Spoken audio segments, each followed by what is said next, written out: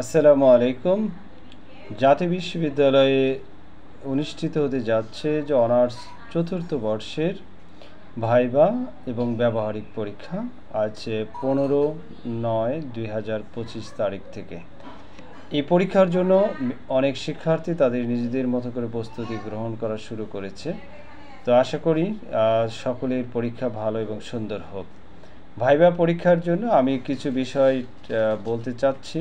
সে বিষয়টা যদি কারোর কাজে লাগে তাহলে নিজেকে কৃতার্থ মনে করব। এখানে যে বিষয়গুলো নিয়ে সবসময় আমরা হেসিটেশনে ভুগি, যে আমরা দীর্ঘ 4 বছর মেয়াদি কোর্স সম্পন্ন করে যে সমাপনী যে কোর্স, এবং এখানে একটা 4 ক্রেডিটের একটা ভাইবা পরীক্ষা অনুষ্ঠিত হয়। এখানে ন্যূনতম 5 নম্বর হচ্ছে 40, এবং অ্যাজ ইউজুয়াল যে অন্যান্য সাবজেক্টের যে গ্রেডিং সিস্টেম আছে সেই অনুপাতে আসলে আমাদের গ্রেড প্রদান করা হয়। ভাইবা পরীক্ষাতে অংশগ্রহণ করা বাধ্যতামূলক। এটা এক্সটার্নাল বা ইন্টারনাল যে সকল পরীক্ষক থাকেন, বিভাগ ওয়াইজ যে নির্ধারিত তারিখ থাকে সেই তারিখে ভাইবা পরীক্ষায় পার্টিসিপেশন করতে হবে। অন্যথায় পরীক্ষায় অ্যাবসেন্ট হলে সে অনুপস্থিতি হিসেবে গণ্য হবে, অর্থাৎ তাকে পুনরায় আবার আগামী বছরে ভাইবার জন্য আবার আবেদন করতে হবে। তো এই বিষয়টা আমরা সবাই সতর্কতার সাথে অবলম্বন করব এবং নির্ধারিত তারিখে বিভাগের সাথে যোগাযোগ করে যথাযথভাবে প্রস্তুতি নিয়ে চলে আসব। এখন এই প্রস্তুতির বিষয়গুলো নিয়ে যদি কথা বলতে চাই তাহলে আমাদের অনেক কথা চলে আসে, যে আসলে আমি কি বিষয় নিয়ে প্রস্তুতি নেব। আসলে প্রস্তুতির অনেক কিছু আছে।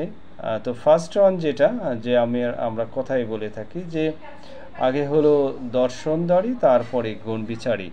আমরা আমাদের দেখতে, অর্থাৎ আমাদের ড্রেস আপ, আমাদের গেট আপ কেমন হবে সে বিষয়গুলো নিয়ে ফার্স্ট ওয়ান আমি একটু কথা বলছি। আমাদের ছেলে যারা আছে, ছেলেদের ড্রেস আপ সাধারণত ড্রেসের ক্ষেত্রে আমরা বলবো ড্রেস কোডের ফুল হাতা শার্ট,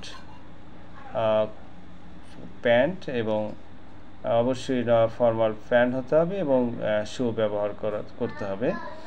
প্রত্যেকের পকেটে কলম থাকতে হবে, অ্যাডমিট কার্ড এবং রেজিস্ট্রেশন কার্ড সঙ্গে আনতে হবে, একটা ফাইলে থাকবে।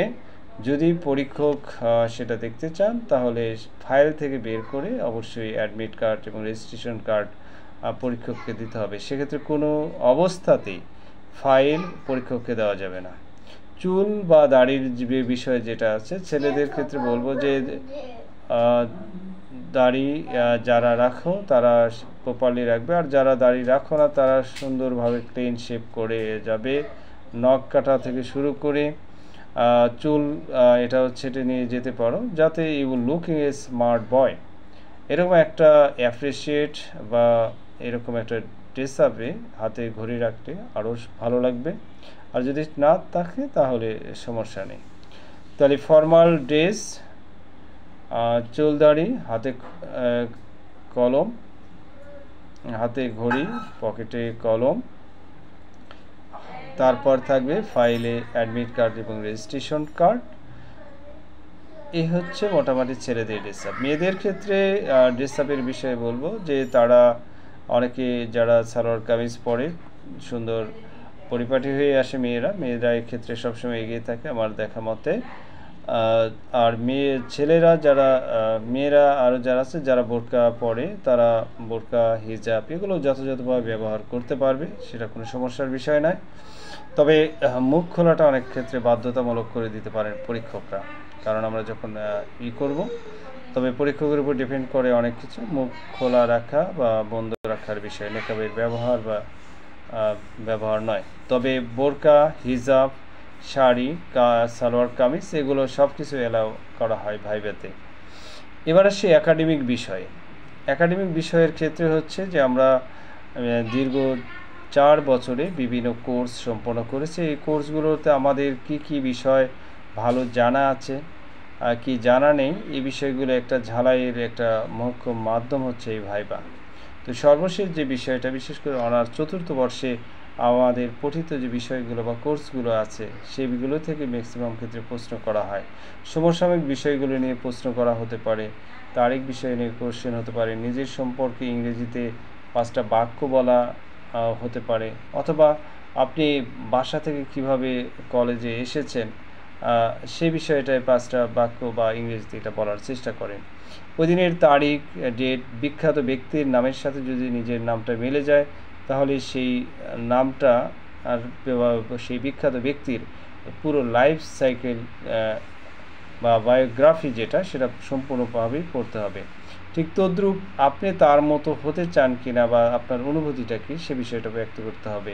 আমরা সামনে যে ইন ফিউচারে অর্থাৎ অনার্স শেষ করার পরে আপনার পরিকল্পনাটা কী, সে বিষয়ে একটা স্বচ্ছ ধারণা পরীক্ষকদের দিতে হবে যে আমি এটা করতে চাচ্ছি, বা আমার এই ধরনের এইম আছে, আমি এখন থেকে এটা স্টার্ট করছি বা অনেক আগে থেকে শুরু করেছি, তখন সেই বিষয়টাই হবে। আর যদি কোনো বিষয়ে দেখা যাচ্ছে যে আপনি পারছেন না, তখন তা হয়তো অনেক ক্ষেত্রে পরীক্ষকরা অপশন দিয়ে থাকেন যে আপনার সবচেয়ে কোন বিষয়টা বা কোন টপিকসটা খুব ভালো পারেন বা ভালো বলতে পারবেন, তখন সে বিষয়টা আপনি লুফে নিতে পারেন আপনার পছন্দসই।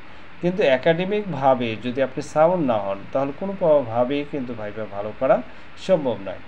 সর্বশেষ বলবো যে আপনারা যে রিসেন্ট যে 4র্থ বর্ষের পরীক্ষা দিয়েছেন, সেই পরীক্ষার বিশেষ করে বিবিএ, তারপরে বিএ বা বিএসএস এর যারা পরীক্ষার্থী আছেন, তাদের জন্য বলবো আপনারা আপনাদের সর্বশেষ পরীক্ষার বিভিন্ন কোর্সের নাম এবং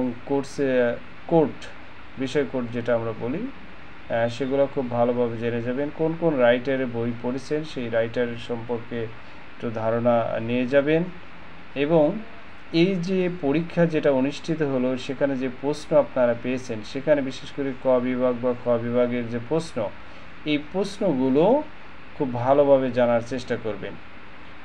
আর আরেকটা বিষয়, আপনার জিপিএ কত, এটা সবসময় জিজ্ঞেস করবে, এবং আপনার পরবর্তীতে জিপিএ কত পেতে চান বা পেতে পারেন সে বিষয়ে একটা ধারণা কিন্তু আপনাকে রাখতে হবে। সুতরাং সর্বোপরি এই বিষয়টা খুব ভালোভাবে মনে রাখতে হবে যে আপনার কোর্স এবং কারিকুলাম যে অ্যাক্টিভিটিস যেগুলো ছিল, সবগুলো বিষয়ে যেন আমরা সঠিকভাবে বলতে পারি। আর একটা বিষয়, যারা ব্যবহারিক পরীক্ষা আছে, ব্যবহারিক পরীক্ষার সমস্ত বিষয়গুলো A to Z এটা খুব ভালোভাবে হাতে কলমে শিখবেন। এবং পরীক্ষক যদি এই বিষয়টা নিয়ে প্রশ্ন করে যে আপনি এই পরীক্ষণটা কিভাবে করেছেন, সেটা যেন আপনি যথাযথভাবে উত্তর দিতে পারেন। অর্থাৎ যদি দেখা যাচ্ছে যে আপনি পারছেন বা ওই মুহূর্তে মনে হচ্ছে না, তাহলে খুব সুন্দরভাবে আপনি তাকে জানিয়ে দেবেন যে দুঃখিত স্যার, এই মুহূর্তে মনে করতে পারছে না। কিন্তু কোনো অবস্থাতেই আপনি ভুল উত্তর দেওয়ার চেষ্টা করবেন না, অথবা নিজে যে বিষয়টা ভুল বলতেছেন সেই বিষয়ে কোনো অবস্থাতেই পরীক্ষকের সাথে কোনো আর্গুমেন্টে যাবেন না। এটা আমরা অনেক ক্ষেত্রে নিজেদের ভুল কনসাসের কারণে অর্থাৎ নিজেদের ওভার কনফিডেন্সের কারণে একটা ভুল তথ্য নিয়ে পরীক্ষকের সাথে অনেক সময় আমরা করি যে না স্যার এটা ঠিক আছে।